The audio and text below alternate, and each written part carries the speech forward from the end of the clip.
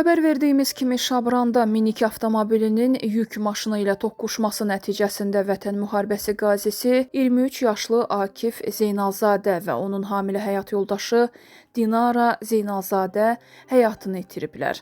Qazinin dayısının verdiyi məlumata görə cütlük həmin gün Dinara Zeynalzadənin atasının evində qonaq olub. Qaynatası qalmalarını israr etsə də onlar qalmayıblar. Uşaqları isə ailə üzvlərində qalıblar. Ər-arvad birlikdə yola düşüblər və Şabranda qəza baş verib. Hər ikisi həlak olub. Hadisə yerinə Fövqəladə Hallar Nazirliyinin Dövlət Yanğından Mühafizə Xidmətinin müvafiq xilasetmə qüvvələri cəlb olunub. Sıxılmış vəziyyətdə qalan 2 nəfərin meyidi çıxarılaraq aidiyyatı üzrə təhvil verilib. Qeyd edək ki, cütlük Bakının Hövsan qəsəbəsində yaşayırmış.